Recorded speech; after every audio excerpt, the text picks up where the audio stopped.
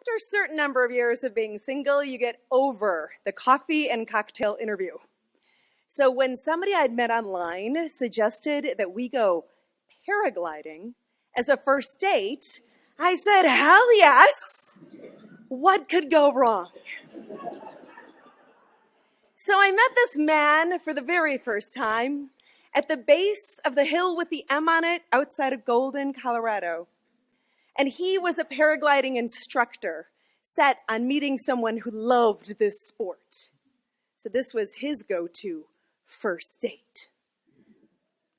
Just as an aside, if you haven't been paragliding, it requires a fair amount of physical contact to ride paragliding with your date pilot directly behind you, strapped to you for the entire ride.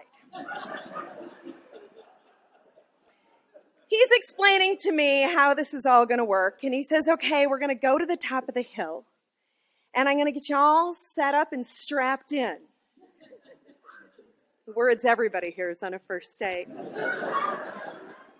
And then we're going to take a running start. We're going to run off the cliff together.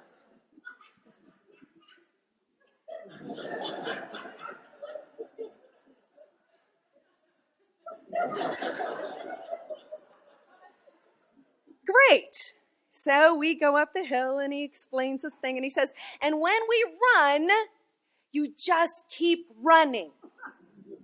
Just keep running in case the canopy doesn't lift and we come back to the ground so that we can push ourselves back up.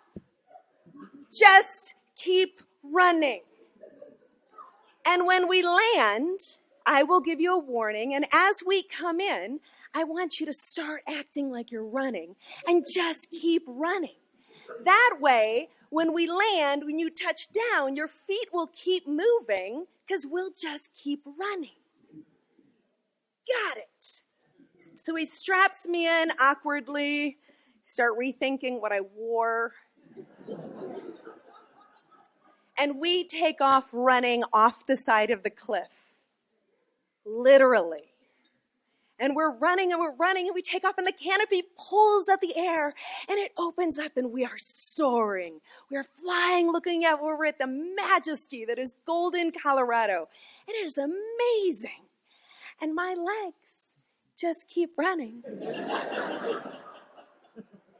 And he says, hey, Nora, you can stop doing that now until we're about to land. And I said, no.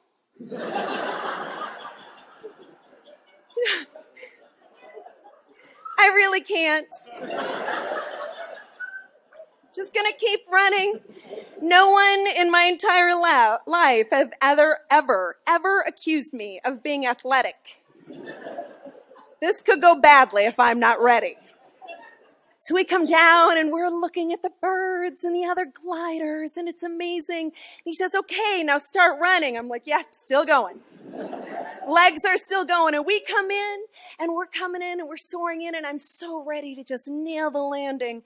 And we come down and my first foot touches down and my brain says, oh, you're done. Poof.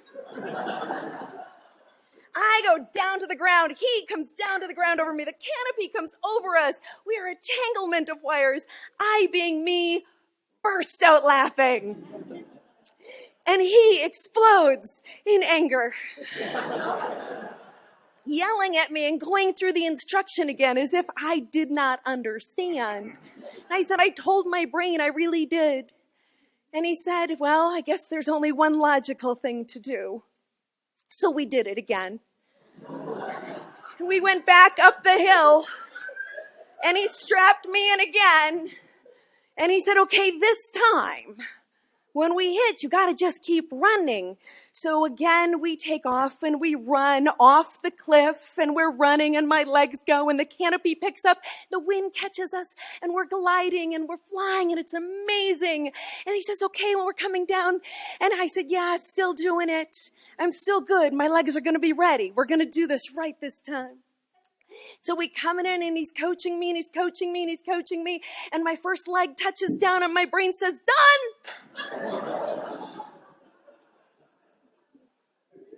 I haven't seen him since.